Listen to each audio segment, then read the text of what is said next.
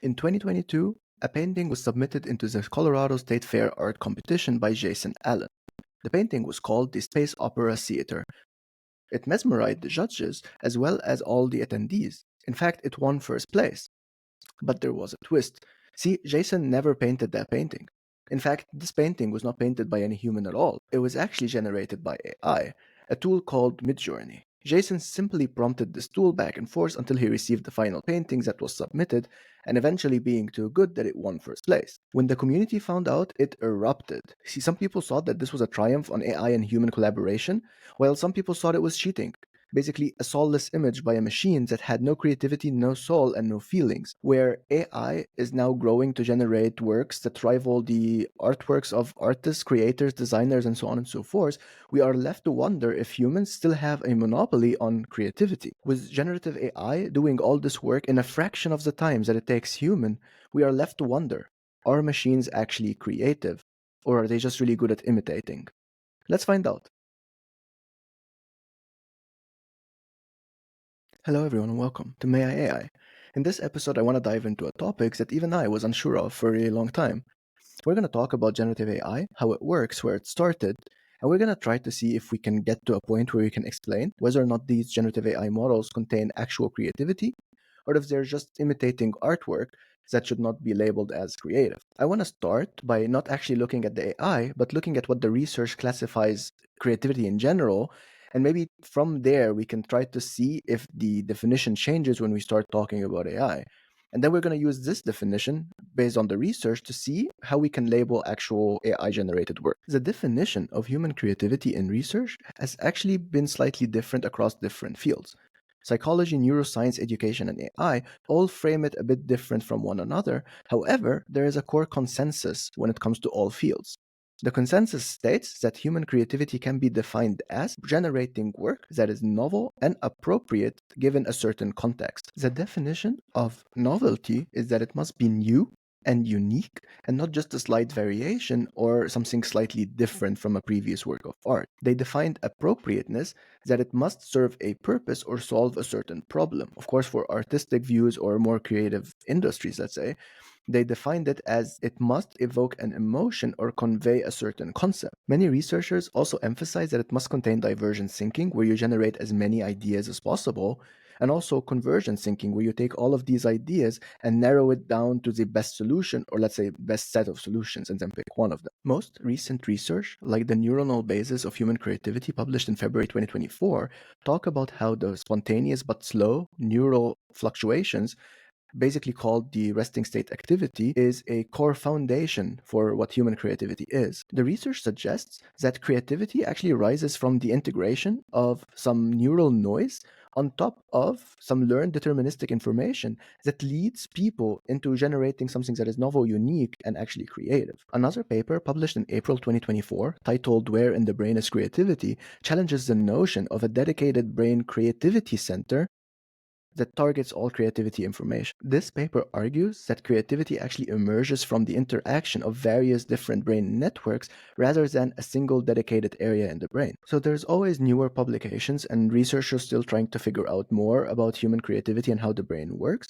However, the definition seems to be constant across all papers. But how does that relate to AI? Do AI models also go through the same criteria? The answer is actually yes. AI creativity is also characterized by its ability to generate novel and appropriate ideas that is also meaningful within a certain context. This aligns with Margaret Boden's framework of creativity that defines and divides this creativity into three different ways. Combinatory creativity that combines different ideas in novel ways to create something new. Exploratory creativity that explores ideas within a given context and generates something new within that defined conceptual space. And transformational creativity that creates fundamentally new ideas that transcend existing conceptual boundaries. Researchers have also been developing methods and systems to assess AI creativity, which usually happens by comparing AI outputs to human-generated content and seeing how they both compare to each other. Some studies show that AI-generated stories are often perceived as more creative by some human evaluators. This happens particularly when AI is used as a tool to assist less experienced writers.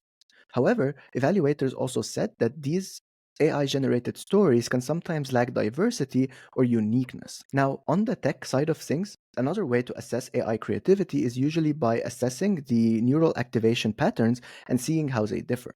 Now, what does that mean? AI models today are combined by joining neurons together. Every model contains of some layers, and every layers contains some neurons.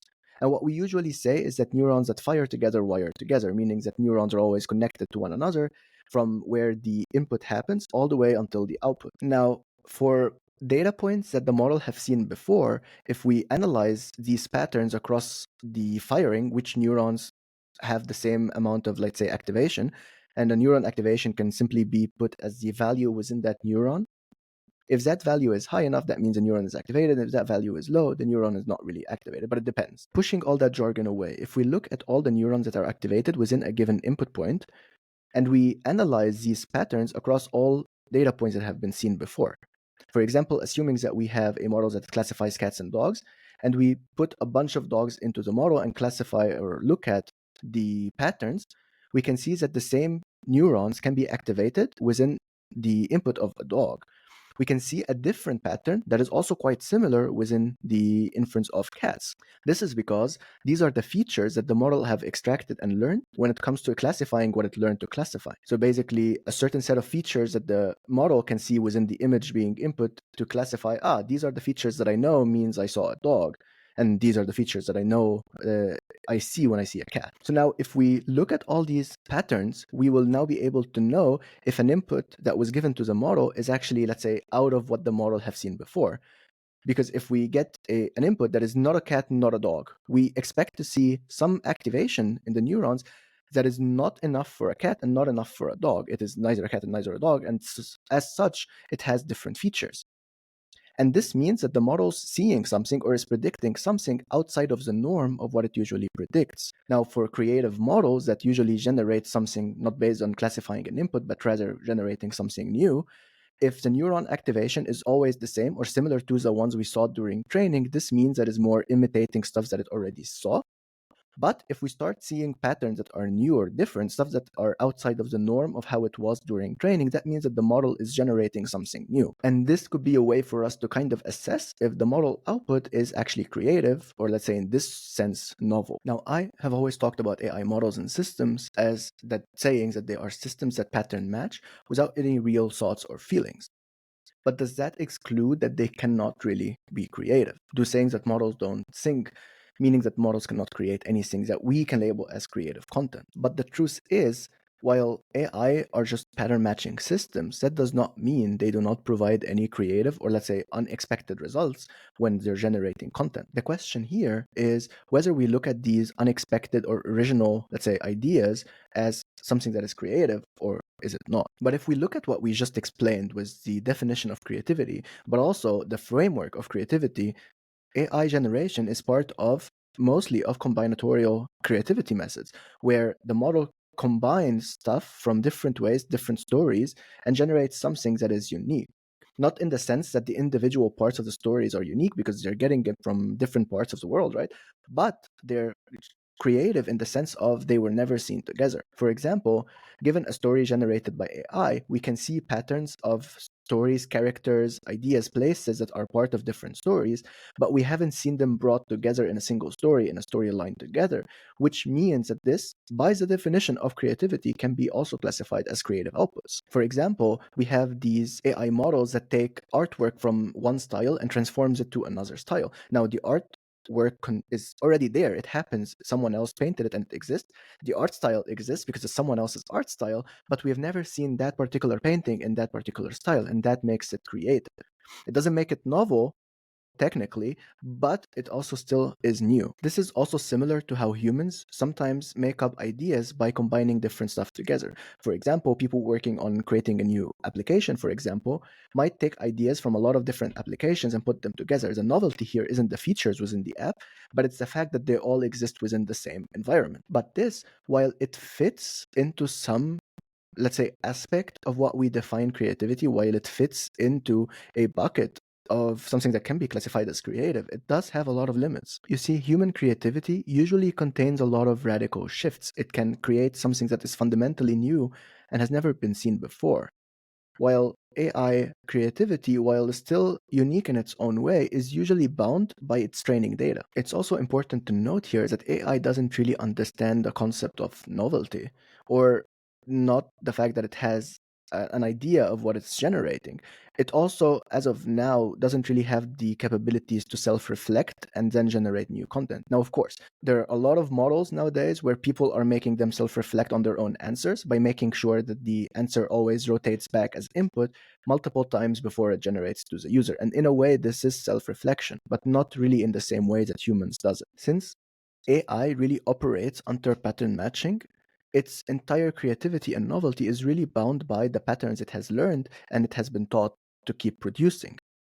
It cannot really generate something that is truly out of the box, whereas some humans, or let's say most humans, are actually capable of. Now, while we're here and we're already talking about generative AI models, we should take a journey through the AI models, seeing where they started and how they got to where they are today, and maybe then we can also see how they evolved. Let's rewind back and go all the way before Midjourney, GPT, and almost all generative models that you know and use today, and try to see how and where it started and how it began like, and how it grew to be what it is today. Everything basically used systems and rules, and we were using what we called procedural generation. While everything was based in rules and patterns, their outputs was actually surprising, and a lot of people use these systems until today in a lot of different systems. A lot of games are still using procedural generation today. Now, procedural generation is a system that uses pseudo-generated randoms in order to create something that is unique. For those of you who don't know, pseudo-random is a random number generated by computers. However, computers don't really have, let's say, a way of generating a random number, so that usually it's a bunch of different numbers in a sequence that is already predefined, and we just create a random number by choosing one of these patterns and starting in a certain point within it. So procedural generation is a way of using this pseudo-randomness and some hand-curated rules to create new ideas and new things without handcrafting them ourselves.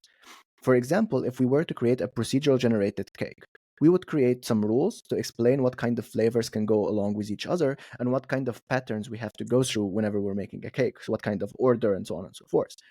And then we would start by, let's say, adding, let's say we choose a different type of flour, and then we choose eggs. And then eventually we're going to reach a point where we're like, okay, what flavor should we use? So let's say we go chocolate. And then we can also again decide, okay, should we do another flavor? And then we would see what flavors follow along with chocolate, and then we would use one of those. And then we can also decide how many layers should the cake have, 1, 2, 4, whatever. And then for every layer, we can also redo this to create a different unique layer on top of the one that we already have. Now, by the end of this process, we will give it a limit at some point on when it should stop, but we will always be able to creative and new cakes by just creating a bunch of random stuff. But they're not just fully random because random is messy. They're following a set of rules so that we know by the end that the cake is going to be delicious, but it's also entirely random. So we can keep creating new cakes as much as we keep going. So you can think of it as basically doing a step and then throwing a dice to see what kind of next step do we do. And the next steps that we can do are based on the steps that we have already made. And then every new step, we throw a dice, and then which next step should we do? And we keep doing that until we either reach a step that decides this is the end, or if we limit the size of that. Now, people, like I said, usually use these for games. So, for example, Minecraft is a very famous example that uses procedural generation to create words for everyone just based on an extra seed. But there has also been multiple different games and ideas that use procedural generation. The origins and very early example is an Atari VCS game in 1978 called Maze Craze. The game utilized a program to generate top-down mazes for every single game. And this marked one of the earliest ever, let's say, known game or thing to use procedure-generated content. Now, from the 1970s all the way to the 1990s, procedural generation has been the most known way to artificially create content. This includes maps and games all the way to generative music, a term coined by Brian Eno for applying procedural techniques to create evolving musical pieces that are new. In the early 2000s, rule-based techniques and evolutionary algorithms started gaining popularity. While procedural generation contained some basic rules, rule-based programming increased that by adding logic, which means developers can now increase their control and adaptability of their code by making sure that the rules and systems are more logical and more generalizable. And while this was already producing more, let's say, better ways of generating content than procedural generation, it still lacked a bit of adaptability. Evolutionary technique, something that arose in the same time period, inspired by natural selection, grow popularity by allowing the content to shift and grow and evolve over time. The way it works is as follows. You would have a population of genomes. Each genome kind of is a solution to whatever problem you're trying to solve. And then every iteration, you would evaluate every single genome giving a certain fitness function. Now, this is very similar to reinforcement learning and how the reward kind of makes the model gets better. The way it works here is that every time you give a genome a fitness function, by the end of the iteration, you pick the top n genomes, and you would use those to create more genomes, more population for the next iteration. And as the time goes by, every population, every generation is built on top of the best population from the one before it. And as you go along, you would keep getting better and better as given by your own fitness rule and fitness function. Evolutionary techniques and evolutionary algorithm in general are actually quite optimal in getting to the good solution and getting like a very good fitness function at the end, given a large enough population size and a large enough generation numbers. Now, each of those methods built upon the last one, slightly increasing complexity, but also adding control and allowing us to create more content without really any human interaction. Well, someone still had to write all the rules, someone still had to add some information in there, but it was getting more and more into creating something that was less interacted by humans. But it wasn't a bit way later when modern AI started gaining popularity that people started using neural networks in order to create content. They started by using what we call an autoencoder. Now, the actual term and use of autoencoders dates back to the 1980s, but they were only really used for content creation way later in the 2000s. They were more used for image compression and denoising. And very briefly, the way an autoencoder works is that it takes in the input, this could be your image, and it could downsample this image into a short dimension. For example, if your image is 256 by 156 pixels, you would downgrade this image and downsize it into a one list, one array of, let's say, 10 items. And these 10 items, these latent space, is all the information the model needs to know about your image to regenerate it. The decoder part then takes in that latent space and regenerates the original image. And if you do that enough times, your model learns the most optimal way to encode your image into the latent space and the best way to generate from that the original image. Now, the way this works for denoising is that you would always train the model on images that don't have any noise. And as such, the model will never really encode noisy inputs. Now, when you enter a noisy input into the model, the encoder disregards all of the information about the noise, but only focuses on the features that it learned to encode. The decoder then, because it never seen the let's say noise and also has no idea how to construct that noise, creates the original image without the noise inside of it. So this is how the compression as well as the denoising would work for autoencoders. But how do these create new images? The way it works is that if you create a model and train it on a certain set of images, let's say a bunch of dogs, and now you would be able to encode any image of dog into a latent space of, let's say, again, 10 items. And then the decoder knows how to create from these set of 10 items a picture of a dog. Now, what you can do is if you decouple those, only takes the decoder model and randomly generate a latent space of 10 items, you would keep generating more dogs. Now, they will not necessarily all look good. It will depend on how many images you created and how good your decoder model is. But given, let's say, a good model, you'll be able to generate more dogs by just generating a random set of latent space. Now, while autoencoders have been really good for a really long time, the problem was that the latent space was not really a mathematical formulation. It technically was because machine learning models are a mathematical formula, but they lacked the understanding of how to construct a good latent space that will always give us a model, that will always give us an output of a dog, for example.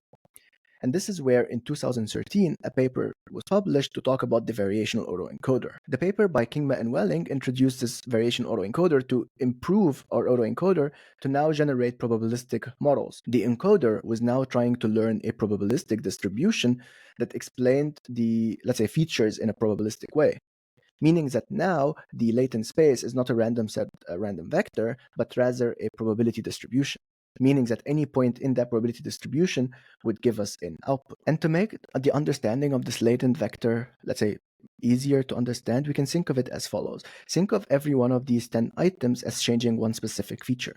For example, the first item could be changing the background. So a value of 0 would be a home environment where it's an empty room. 2 would be a garden or a park, and so on and so forth. The second item could be the color of the dog. So 0 would be black, 1 would be white, and so on and so forth. You can also change that. And every other feature would also contain something. Now, this is not really how it works, but we can think of it and kind of imagine that this is how it works, because in theory it has similarities to how we can conceptualize them. Now, autoencoders kind of struggled with generating something that was clear and sharp. And this was due to the lossy compressions that we were doing, because the model learned to first compress the image and remove all, let's say, unnecessary information and then generate the image again. Some of the features were lost. And as such, sometimes the generated picture lacked real sharpness in it. Now, also, autoencoders and variational autoencoders struggled with generating diversity. While they allowed variability, most of the image generated was very close to the training data sets that you wouldn't really get something that was very unique. You could add a few changes that would allow you to have, let's say, new information, but was very closely related to the input data points. Later, in 2014, generative adversarial networks, or GANs, were introduced by Goodfellow and his team, and this sparked a huge wave of innovation when it comes to generated content. The way generative adversarial networks works is that they contain two networks that learn in an adversarial way. You have a generative model and a discriminative model. The generator tries to generate as much data points that would be similar to the given data points of training data. The discriminator would then try to discriminate if the data being given to it is either part of the data set or were generated by the generator. And as you can see, because they both train as opposed to each other, the generator model gets better and better at generating data points that would fool this discriminator model. But the discriminator model, as it goes along, would learn to get better also identifying these fooling data points. And as you keep doing this all over again, the generative model gets really good at generating data points that seem real. You would then not use the discriminator model anymore, but you could use this generative model to generate new data points as you go. Now, this generator model learns to create data points that are similar to the data points given a random input. This random input is a bunch of random data that mean nothing, which means that anyone can now generate new data by just entering a random information. So for example, if your model takes a random set of 10 numbers, just changing whatever of these numbers or all of them will always guarantee that you get a new data point. But as you can see, this can become a bit annoying because now you enter a random data point and you don't control at all what you get in return. And this is where conditional generative adversarial networks came into play, where now instead of just entering a random value, you still have that, but you can also enter a condition. So for example, if your model was trained on a bunch of cats, dogs, and anything else, the condition could then be focused on the class. If you were training on just dogs, your condition could now be sub-labels or subclasses within the dog. So only focusing on color, only focusing on certain backgrounds, and so on and so forth. Now, the problem with generative adversarial networks in general is what we call the mode collapse, is where most generative data points can now seem very identical or very similar to each other. This is because the model learns to generate data points that are similar to the training distribution in order to fool the discriminator. Training GANs has also proved to be very unstable. This is because both models are always in constant competition. One side can get too big or too good, too weak, that the other side just doesn't learn enough or gets too poor quality. So this usually takes in a lot of fine-tuning and a lot of changes in order to get it right and done properly. Now later, in the 2020s, we started using diffusion models as a way to finally break free from all the hassle from the previous models. Diffusion models use two important things. The first thing is transformers, and the transformer architecture was very important in getting us to use more generative image models, but also using generative models in general like GPT. Transformer models use attention, and we, I think, have an episode on attention on our previous episodes that talks about why this works for visual models as well as language models. But briefly, attention is a good way for us to give context to the model. You see, most models before transformers were really using the model where the context was sequential. However, as you could imagine, the context really craves attention from different details, where the information around different parts of the image could really be used to infer how to put something in a certain location. Similarly, in a long text, different words you use can be used as attention to figure out what to say in the next word. Now, without going too deep into transformers, let's go back into the idea of diffusion models. Diffusion, instead of using just a random input that goes directly into an output, it starts by generating noise. Now, this random noise has no details whatsoever, but then what it tries to do is to denoise that image. And now you have went from a completely random noise image into something, let's say, closer to an image. And if you keep iterating over that promise, removing a bit of the noise every time, eventually you get to a really good image. Now, as long as the iterations go, the image gets better and better. And you could see how we would do the same things that we did with the conditional model to now, instead of only get the random noise as input, we can also get a prompt, a text prompt that explains what we expect to see in the image. And this text prompt also pushes the model towards removing the noise but adding the information it needs. And as that iteration process goes longer and longer, the image keeps getting more crisp, more clear, and just better. All these methods through the years show a way for computers and machines to create stuff that wasn't there already. Whether these stuff were crude and basic and rule based, or stuff that were already, let's say, part of the training distribution, just slightly different in color combinations, or entirely different stuff that are just combining ideas.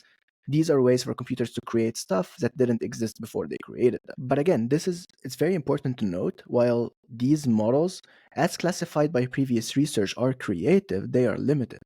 As in, the only thing they can really create is limited by their training data, or for, let's say, old stuff before AI, they're very limited by their rules, and someone really had to insert everything there. They were just combining information together. Newer models, while can generate unique and really good ideas, are still very limited because their entire generation really comes from the learned distribution of its data set. I think one last thing I want to talk about is this new roles emerging within the AI generated content in general, and let's say specifically focused on AI generated art. See, there are a lot of new roles and a lot of new ways and techniques that are emerging now for people to do stuff that they were not able to do before. For example, people with no artistic abilities at all are able to write a few sentences of text and generate a good artistic masterpiece that could really rival a lot of, let's say, artistic workers here. So basically, prompt engineering, or let's say this new title given to how you can structure the text given to generative models, is becoming the new brushstroke in order to create art. But the question I always find myself wondering is, with these generative models, especially AI generated art, who is the actual owner and who is the actual creator? You see, the way it works is a bit complex, but let's take it from the beginning to the end. You have an artist, this or a set of artists, right? But you have people to create their own art. They work hard and they draw their own hearts, putting their own feelings into their own art. You then get a set of developers or data curators that take these data and label them as data sets to be used for training. And then developers would create a model or use a model, train it on these new data points. You then get a company that pays for that model as well as the infrastructure for where to put that model and to train it. Another company maybe would be using this infrastructure and maybe creating their own system in order for users to prompt it and use the model to generate new art content. And at the end of this, you generate a new artistic piece. Now, who is the real owner of that artwork? Is it the artist that had their work stolen? Because, by the way, most of these AI generated content are trained models that are trained on data points, usually without permission. So you get the artist gets his artwork stolen. A model is now trained on it. You get developers who trained this model and worked hard to get this model working. You get the infrastructures that paid for the training and the infrastructures that paid for, let's say, having the model work for its user. And then finally, you have the prompter, the person who spent all of his time writing this text and went back and forth in order to create something that they were happy with. You also get people who get this artwork and edit it one way or form afterwards to create other stuff. But during the line of all of this, who owns it? Right? Is it the artists, the developers, the companies?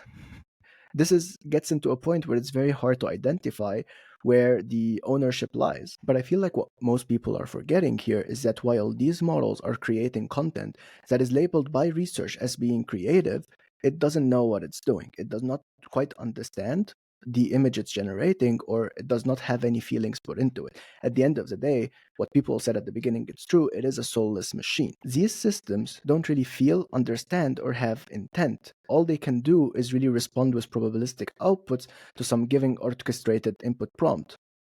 And that does not make them, let's say, an artist in a way. We're entering a time where creativity itself is very hard to pin down. When a machine creates an artwork that combines fragments from different humans, is that plagiarism, is it creativity, or is it theft? One thing is definitely clear. AI doesn't really care about all of this information, but we as humans do, which makes AI creative content isn't just a legal issue, but a societal philosophical one. But this is a talk for a different time, because this will be all the talking I do in this episode. Thank you for listening. If you're here listening until the end, don't forget to subscribe, send this to someone you might think is interested. And if you find this informative, or if you have ideas of your own, I would like to hear them down in the comments. As always, stay curious, do your research, and I'll see you in the next episode.